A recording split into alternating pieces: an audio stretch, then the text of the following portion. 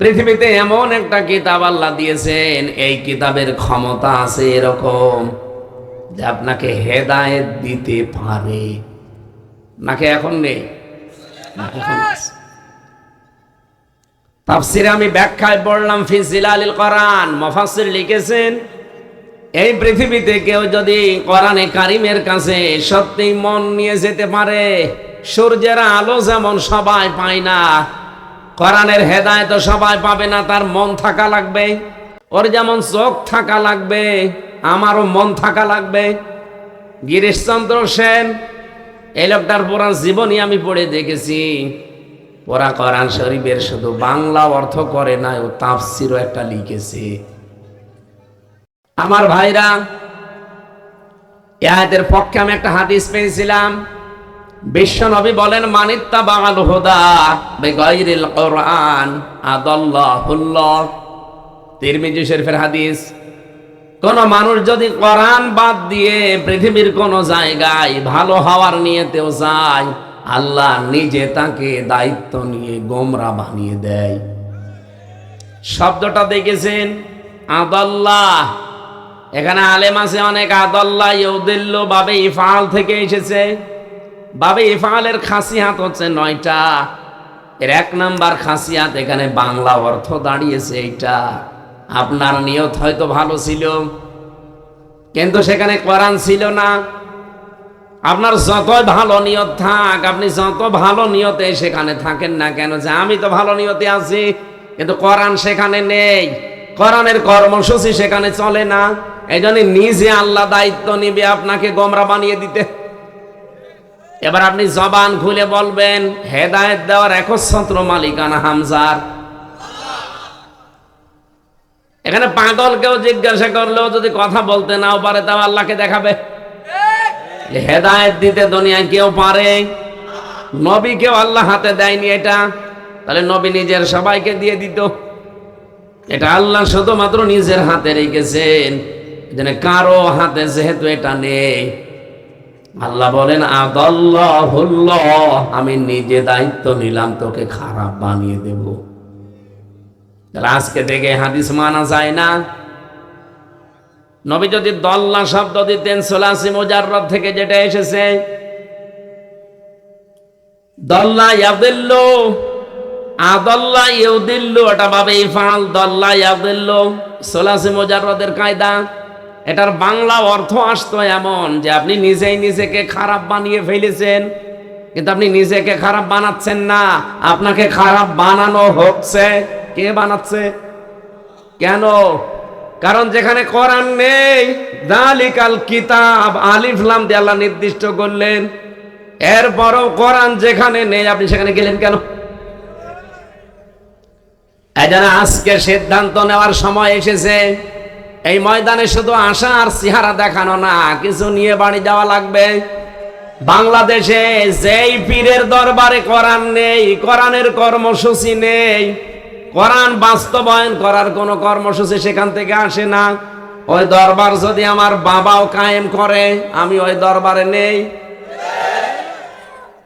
এ পর্যন্ত ঠিক থাকবে তো? বাংলাদেশ এখন 73টার উপরে রাজনৈতিক দল। যেই দলের কর্মসূচিতে কোরআন নেই, কোরআন প্রতিষ্ঠার কোন নিয়ম নীতি যে দলে নেই, ওই দল যদি আমার বাবাও প্রতিষ্ঠা করে থাকে, আমি ওই দলে আজকে থেকে নেই। না, এটা এত জোরে বলার দরকার নেই। দিনকাল এখনো ভালো না, কারণ এটা আপনারা মানবেন না আমি জানি। না, এটা মানতে যদি পারেন, হেদায়েত আপনি অলরেডি পেয়ে গেছেন।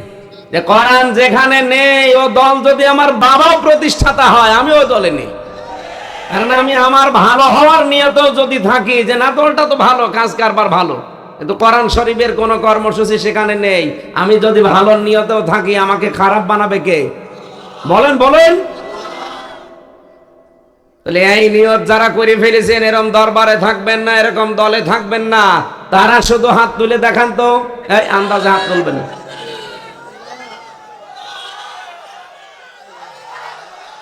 আলহামদুলিল্লাহ, আমি জানি অনেকে হাত তোলেনি, আমি দেখেছি, অসুবিধা নেই। আপনি খারাপ হবেন, গোমরা হয়ে যাবেন, আপনি জাহান্নামে যাবেন। এদিকে আসেন, পেছনের একটা লাথি দেই, আপনি আরো তাড়াতাড়ি চলুন। আপনাকে আমি শোনালাম কি, আর আপনি কিভাবে বসে আছেন মূর্তির মতো বলেন? তাহলে আমি কার সামনে ওয়াজ করবো এখন বলেন? যারা হাত তুললেন অন্তত তাদের সামনে করি নাকি? হ্যাঁ, ঠিক আছে।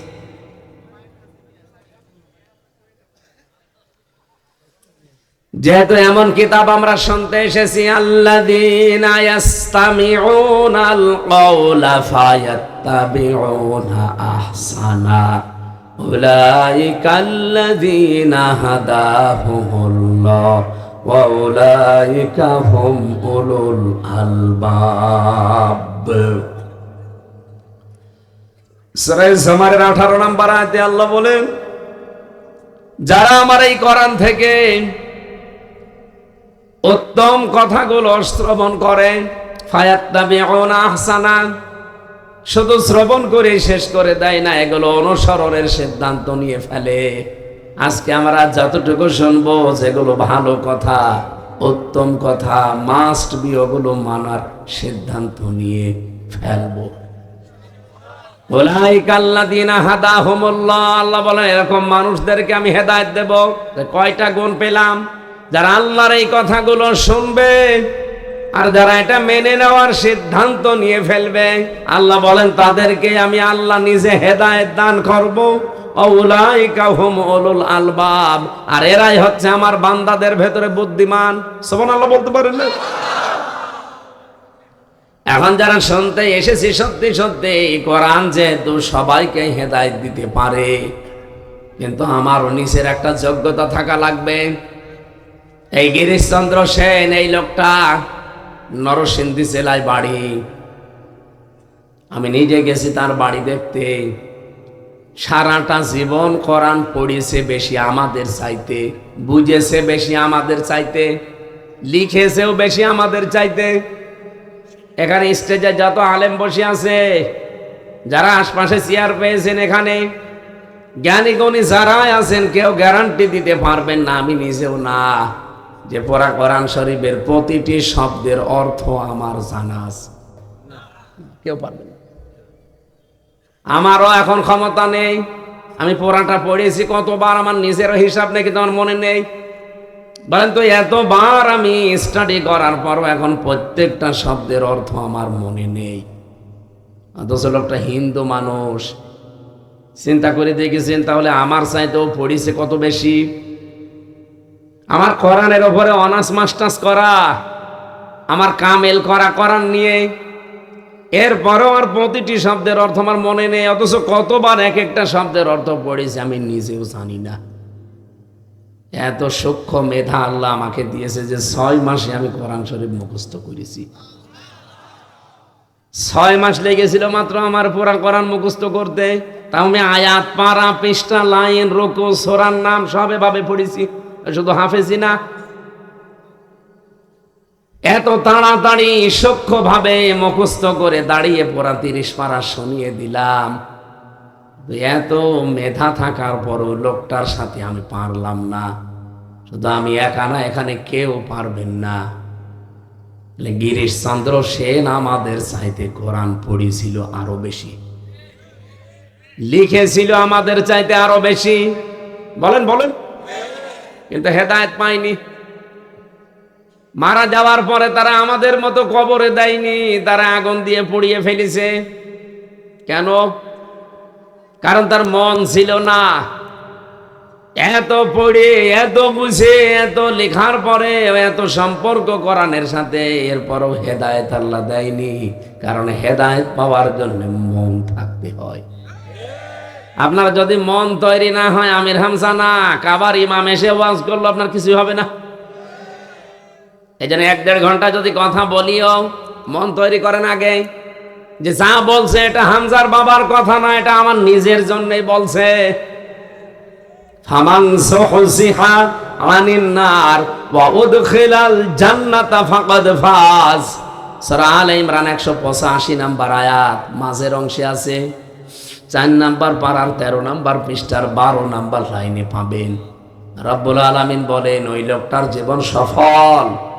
যাকে আল্লাহ জাহান্নামের আগুন থেকে মুক্তি দিয়ে জান্নাতে দিয়ে দিয়েছে। এটা একটা অর্থ। আর একটা অর্থ আছে, আমি দ্বিতীয়টা বলার জন্য আয়াতটা পড়লাম।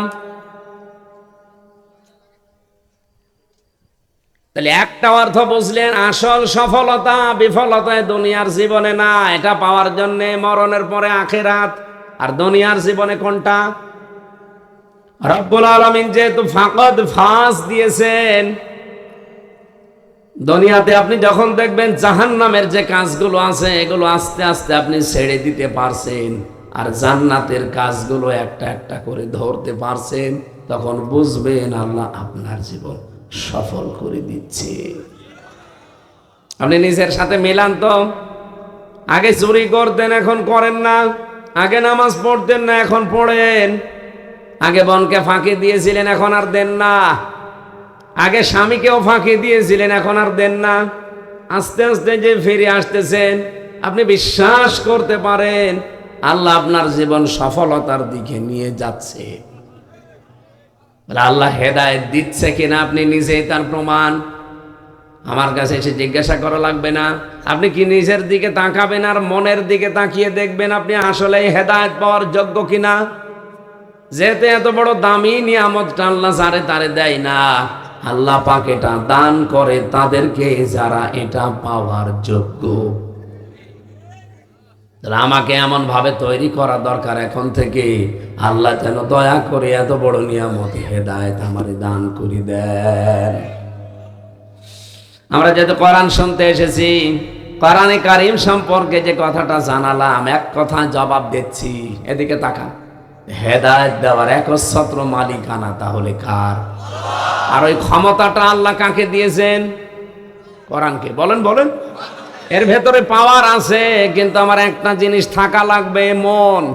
আমার মন তৈরি হলে আল্লাহ আমাকে দেবে, মন তৈরি না হলে জীবনও আমাকে দেবে না। হ্যাঁ, উপকার কিছু হয়তো কোরআন মেনে নিলে আমি পাবো, যেটা কাফেররাও পায়। আপনি আমেরিকার দিকে তাকান, ওরা কোরআন আল্লাহর কিতাব বিশ্বাস করে না, কিন্তু এই কোরআন থেকে তারা রাজনৈতিকভাবে, পারিবারিকভাবে, সামাজিকভাবে কিছু নিয়ম নীতি মেনে নিয়েছে। এজন্য কোরআনের উপকার তারাও পায়।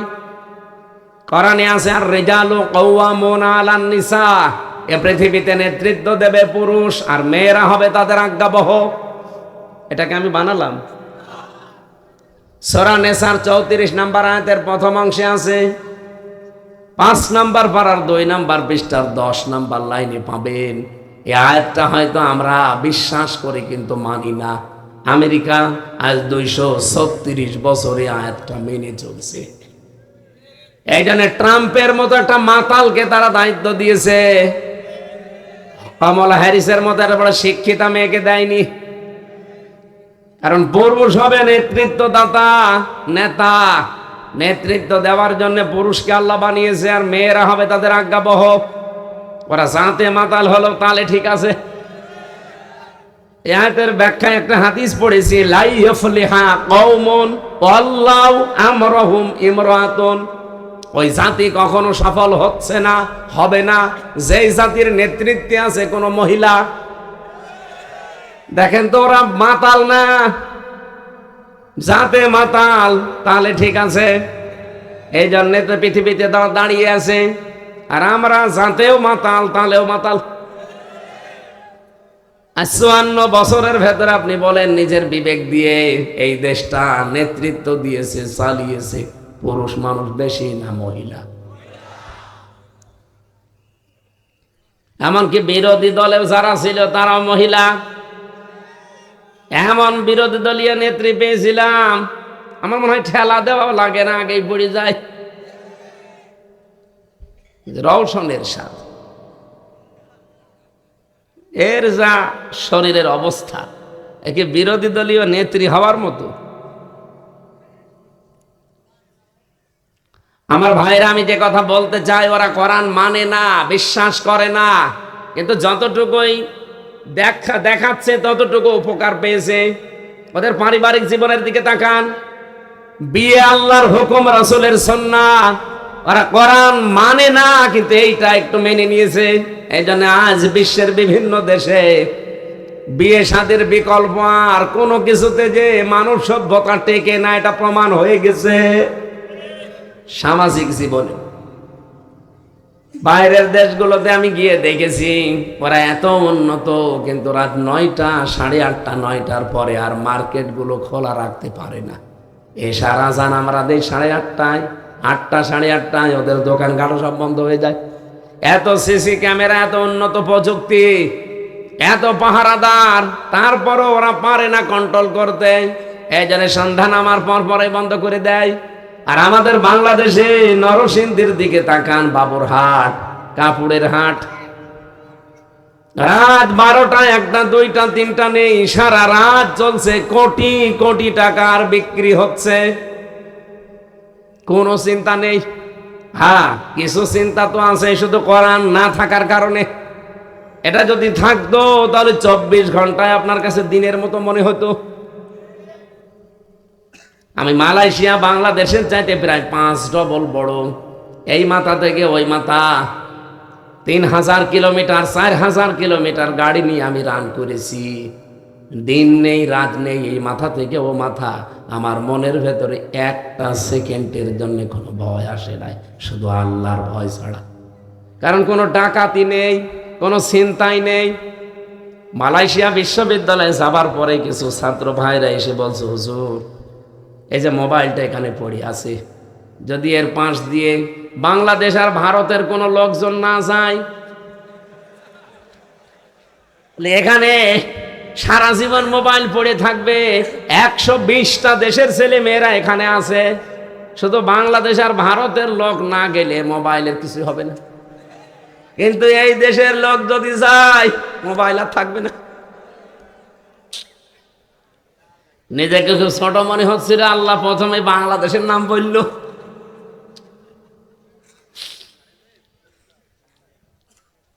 তারপরেও সেখানে 100 ভাগ কোরআনের আইন জারি নেই, অন্তত কিছুটা আছে, কিছুটা নিয়ম নীতি আছে। তাই যদি এরকম হয়, 120টা দেশের ছেলে মেয়েরা লেখাপড়া করছে মালয়েশিয়া বিশ্ববিদ্যালয়ে। আমি নিজেও ভর্তি হওয়ার জন্য যাওয়ার চিন্তা ভাবনায় আছি।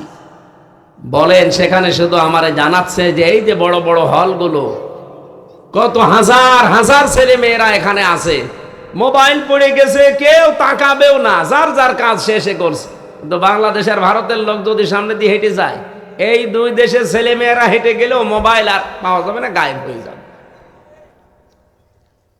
আমার এক দুষ্ট বন্ধু ছিল বিশ্ববিদ্যালয়ে থাকাকালীন, এত দুষ্ট। আমার একদিন বলছে, তুমি তো ওয়াজ করো, এ দেশটা দেখো ডিজিটাল হচ্ছে, ডিজিটাল না টাল হয়ে যাচ্ছে। একবার আমি ঢাকায় যাচ্ছিলাম, আমারে শোনাচ্ছে যে নর্মাল একটা কোচে চড়ে যাচ্ছি, হঠাৎ সিরাজগঞ্জ গোল চত্বর পাওয়ার আগে আমার পেটে ব্যথা। বললাম, ড্রাইভার সাহেব গাড়ি থামান। ড্রাইভার বলছে, না এখানে গাড়ি থামবে না, একেবারে জায়গা মতো গোল চত্বর ছাড়া এখানে থামানো যাবে না। তোমার যদি খুব বেশি অসুবিধা হয়, অন্তত হোটেল পাওয়ার আগ পর্যন্ত আল্লাহ আল্লাহ করো। বলছে, পেটে আমার গন্ডগোলে কি আল্লাহ আল্লাহ থামে? পেছনে যে দেখে একটা সিট খালি পড়ে আছে, ওই যে সিটের পেছনে থাকে পলিথিন বমি করার জন্যে, একটা নিলাম, 2 সিটের মাঝখানে ওই কাজ করে ফেললাম। চিন্তা করছি এখানে রেখে গেলে তো আমার বদনাম হয়ে যাবে। পকেট থেকে একটা সাদা রুমাল বের করে 4 কোনা করে বাঁধলাম, পেছনের জালানার কাজ খুলে দিয়ে আল্লাহর নাম নিয়ে ফেলে দেব। কিন্তু আল্লাহর ইশারা পেছনে হাঁটছিল মোটরসাইকেল ওয়ালা। পড়বে কি পড়বে একেবারে মোটরসাইকেলের সামনে। মোটরসাইকেল ওয়ালা চিন্তা করছে, কি গো, নতুন রুমালে বাঁশ থেকে পড়লো কি? এ রুমাল যখন নতুন, ভেতরের জিনিস মনে হয় নতুনই হবে। পৃথিবীতে 3টা জায়গায় যদি কেউ সম্পদ খরচ করে, সময় খরচ করে, কষ্ট স্বীকার করে,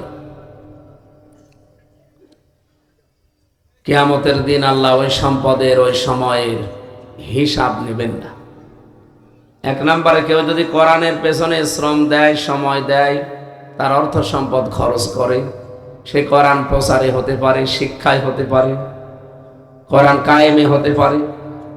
কিয়ামতের দিন যে সম্পদ আপনি ব্যয় করলেন দুনিয়াতে, এই সম্পদের, এই সময়ের হিসাব আল্লাহর কাছে দেওয়া লাগবে। এখানকার যিনি দায়িত্বে আছেন কি নাম জানি না আমি, নাসরুল্লাহ, মুফতি নাসরুল্লাহ সাহেব, যে এতক্ষণ পর্যন্ত আপনাদের শোনাচ্ছিলেন, এত কথা ওনার বলা লাগতো। একবারে এই আয় হয় বছরে, এই ব্যয় হয়, কারণ উনি তো আপনাদের কাছে এভাবে টাকা পয়সা কালেকশন করেন না, তোলেন না। সুতরাং অত কিছু বলার এলাকার দরকার নেই। কেউ যদি শত্রুতা, ওই যে বলছিলেন কথার মাঝে অনেকে শত্রুতা করে, ব্যক্তিগত শত্রুতার কারণে যদি কেউ নবীর ঘর এই মাদ্রাসার পেছনে লাগে, তার কপাল কিন্তু নষ্ট হয়ে যাবে। আপনার রাগ হয়তো ব্যক্তিগতভাবে তার উপরে থাকতে পারে, নবীর ঘর মাদ্রাসা এ বিষয়ে কোনো সন্দেহ আছে? এই জন্য এখানে কোরআন শিক্ষা দেওয়া হচ্ছে, এখান থেকে কোরআন প্রচার হবে, এবং যারা বের হবে তারা কোরআন কায়েমের এক একজন সৈনিক হবে। আর আমি বারবার এ কথা মানুষকে সারা দেশ সহ বিশ্বের যতগুলো দেশে ঘুরছি, প্রত্যেকটি জায়গায় মুসলিম অমুসলিম সবাইকে বলি, ভাই কোরআনটা পড়েন। সেদিন যশোরে এক কলেজের অধ্যাপক, বিসিএস ক্যাডার, উনি হিন্দু মানুষ, বললাম যে স্যার আপনাকে ইসলাম গ্রহণ করতে আমি বাধ্য করি না, জোর জবরদস্তিও করি না, কারণ লা ইকরাহা ফিদ্দীন, আমাদের ধর্মে কোনো বাড়াবাড়ি নেই, জোর জবরদস্তি আমাদের ধর্মে আছে। তা আপনাকে আমার ধর্মীয় গ্রন্থ কোরআন আমি পড়তে দিলাম, আপনি বাংলায় পড়েন, ইংরেজিতে পড়েন, পুরাটা পড়বেন, একটু বুঝে পড়বেন। 3 মাস পরে দেখে উনি নিজেই মুসলমান হয়ে গেছে। এই জন্য আমি জানি যে কোরআনের কাছে চমক আছে। আল্লাহ রাব্বুল আলামিন এমন কিছু ক্ষমতা কোরআনের পেছনে দিয়েছেন, কিয়ামত পর্যন্ত মানুষ বোঝে না, তাও কাঁদবে। আমি বহু সেমিনারে, বিশ্বের আন্তর্জাতিক সেমিনারগুলো দেখেছি, যে মানুষগুলো নাস্তিক, আল্লাহ একজন আছে বিশ্বাস করে না, কিন্তু এ বাণী শোনার পরে দেখি 8-10 মিনিট পরে নিজেই কাঁদতেছে। একটা সম্মোহনী শক্তি এর ভেতরে আল্লাহ দিয়ে রেখেছেন। এই জন্য কোরআনের সূরা বাকারার 1-2 আয়াতের ভেতরে আপনি দেখেন, যালিকাল কিতাবু লা রাইবা ফি, কি এই শব্দ কোনোদিন একটু চিন্তা করে পড়েছি? কিতাবের আগে আল্লাহ এখানে আলিফ লাম লাগিয়েছেন। যালিকাল কিতাবু লা রাইবা ফি, একটাই মাত্র কিতাব দুনিয়ায় আছে যেটা মানুষকে হেদায়েত দিতে পারে। যারা আরবি গ্রামার জানে, আলিফ লাম 4 প্রকার হয়, এখানে নির্দিষ্ট করার জন্য আল্লাহ লাগিয়ে দিয়েছেন এমন একটা কিতাবের আগে। এই কোরআন শরীফের নাম আমি তাফসিরে বাইজাবিতে পেয়েছি 55টা, বিশেষ নাম 5টা, আল কোরআন, আল ফুরকান, আল জিকির, আল কিতাব, আত তানজিল। কয়টা? 4 নাম্বার কি বললাম? আল কিতাব। এটা কিতাবের আগে আলিফ লাম আছে। আল্লাহ পাক জানাতে চায় পৃথিবীর মানুষেরা, একটাই মাত্র কিতাব আমি দুনিয়ায় পাঠালাম যেটা মানুষকে হেদায়েত দেওয়ার ক্ষমতা রাখে। আর যদি আপনার মন থাকে, আপনার মন না থাকলে জোর করে আপনাকে কোরআন হেদায়েত দিয়ে জান্নাত দিয়ে নিয়ে যাবে, অত দায় আল্লাহর পড়ে নাই কি? অত দায় পড়ে গেছে? এই যে সূর্যের কাজ আলো দেওয়া, পৃথিবীতে সবাই কি সূর্যের আলো পায়? কে বলল যেন না? না, ঠিকই বলিস। বাকি যারা বলেছিলেন আন্দাজে বলিস, সবাই সূর্যের আলো পায় না, সবাই পায় না। অন্ধ যারা, ওরা আলো পাবে। এখন দোষ কি সূর্যের না ওর চোখের? চোখের। এই চোখের ভেতরে 70,000 রগ তার, যাই বলেন, এগুলো আমার আল্লাহ মাথার সাথে জোড়া লাগিয়ে রেখেছেন। আপনি কম্পিউটার এখানে ভিড়ান, আপনাকে আমি একটা একটা করে দেখাতে পারবো। ফ্রন্টাল লব আছে, অক্সিপিটাল লব আছে, প্যারাইটাল লব আছে, মোটর কর্টেক্স আছে, সেন্সরি কর্টেক্স আছে, লব আছে। এক একটার সাথে তারগুলো যখন শুধু চামড়া ফেলে দেন, মনে হবে বিশাল ইঞ্জিনিয়ার আপনাকে একটা বিশাল জিনিস বানিয়ে রেখেছে। এই যে চোখের সাথে যে তারগুলোর কানেকশন আছে,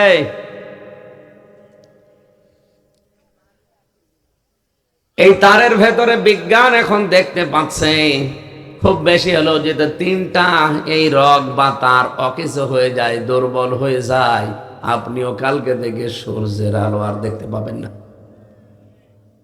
তাহলে যে মানুষগুলো দেখতে পায় না, চোখ কিন্তু আমার মতোই, তাকাতেও পারে কিন্তু দেখে না, ওই রগগুলো দুর্বল হয়ে গেছে অথবা অকেজ হয়ে গেছে। আল্লাহ আমাকে ওই রকম করতে পারে না, না না পারে না। এই পারে এই বিশ্বাস করলেই তো মানুষ অন্তত দুনিয়ার অপরাধ ছেড়ে দিতে বাধ্য।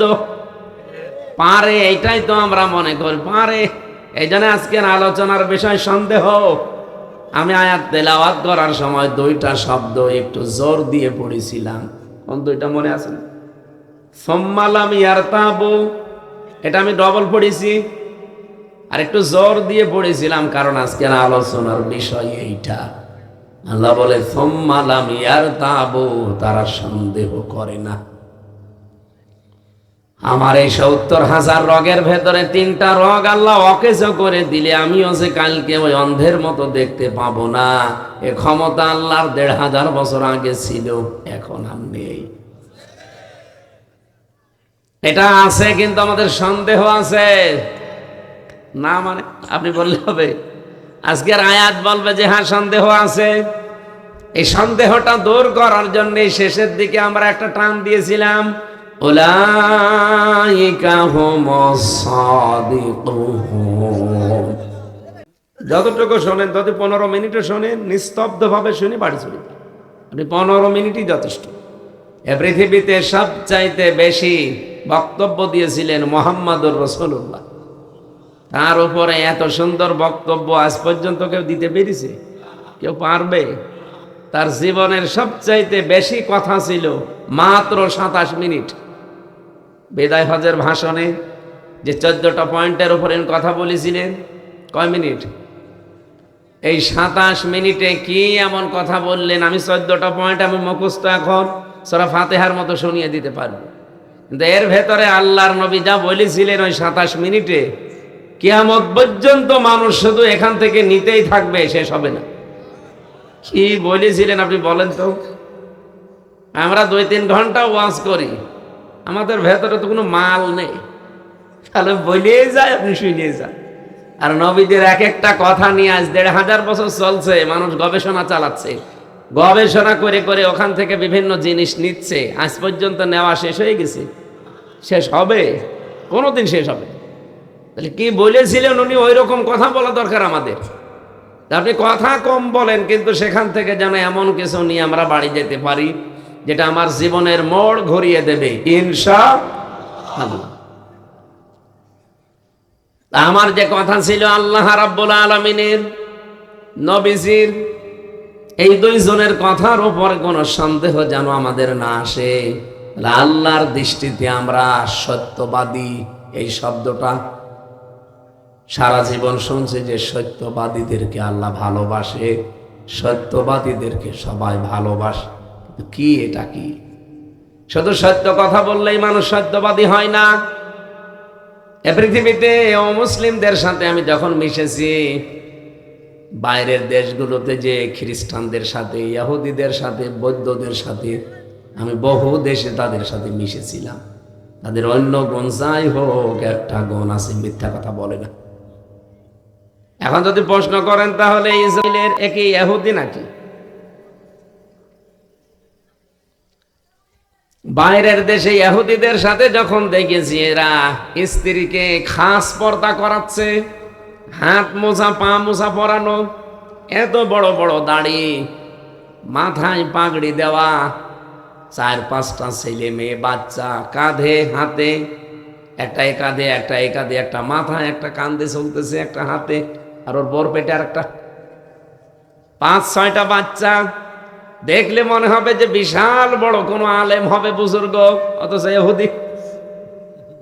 যদি প্রশ্ন করি, হ্যালো ব্রাদার, হে ভাই, আপনার নবীর নাম কি? What is your prophet? আপনার নবীর নাম কি জিজ্ঞাসা করলে তখন বলে জোসেফ। জোসেফ মানে মুসা আলাইহিস সালাম। আমরা যারে মুসা নবী বলে ডাকি, ওরা জোসেফ বলে। খ্রিস্টানদেরকে যদি জিজ্ঞাসা করা হয় যে আপনার নবীর নাম কি, ওরা বলে যিশু। যিশু মানে ঈসা আলাইহিস সালাম। আর হযরত ইব্রাহিমকে ডাকে আব্রাহাম বলে, হযরতে দাউদ নবীকে ওরা ডাক দেয় ডেভিড বলে, ইসহাক নবীর নাম তারা পাল্টিয়ে দিয়েছে।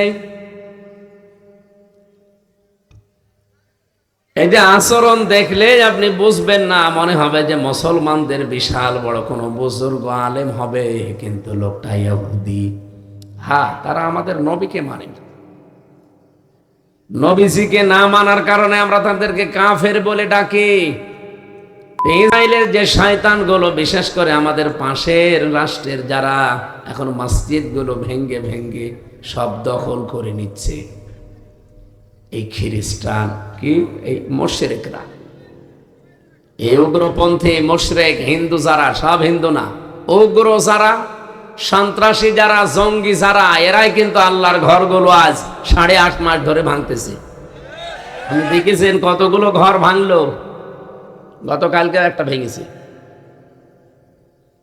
ওরা ধোয়া ধোয়া তুলেছে যে এখানে 500 বছর আগে মন্দির ছিল, এই জন্য ভেঙে আমরা মন্দির বানাবো।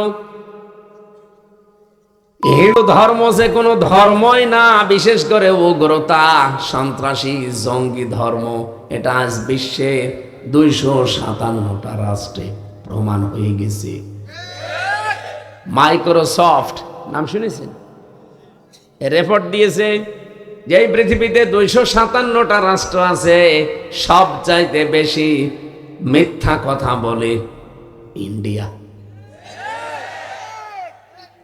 যদিও জোরে বলা যাচ্ছে না, কারণ পাশের বুবু আবার যে আছে ওখানে, জোরে বললে তো বুবু আবার কষ্ট পাবে।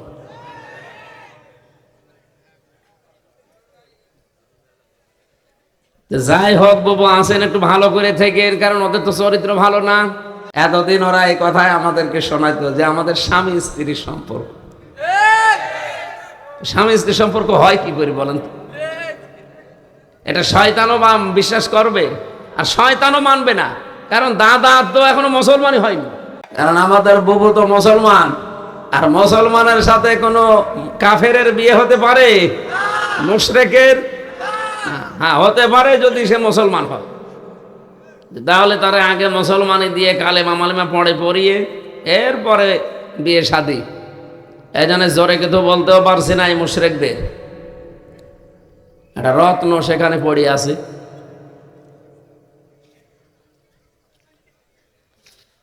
নারায়ণবাসী, আমরা যদি এখন আওয়াজ তুলি সারা বিশ্বের কাছে যে ঢাকার স্বামীবাগের যে ইস্কন মন্দির, এটা 1000 বছর আগে এখানে মসজিদ ছিল, এটা আমরা ভেঙ্গে এখন মসজিদ বানাবো, বলেন কেমন লাগবে আপনাদের? বলেন তো। এই জন্য উগ্রপন্থী যারা, সন্ত্রাসী, জঙ্গি, এই হিন্দু বাদ দিয়ে বাকি সাধারণ হিন্দুরা পর্যন্ত এখন এই মোদির উপরে খেপায়। ও কি মানুষ? একটা জানোয়ার। যে উপরওয়ালার ঘর, ওরা তো আল্লাহ বলে না, বলে উপরওয়ালার ঘর ভেঙে ফেলছে। আমার মনে হয় আবাবিল আবার আসার সময় হয়ে গেছে। ওরা যেভাবে মসজিদ ভাঙ্গা আরম্ভ করেছে, যে আল্লাহ তুমি আর একবারের জন্য একটু আবাবিলটা পাঠাও, ওদেরকে দেখাও যে আমি এখনো আছি। কথা বলেন না কেন? এই জন্য সত্যবাদী কারা, আমি এই শব্দ নিয়ে পর্যন্ত এসেছিলাম। ওরা সত্য কথা বলে, সত্য বললেই মানুষ সত্যবাদী হয় না। সত্যবাদী হওয়ার জন্য কিছু আলামত লাগে, কিছু কাজ করা লাগে।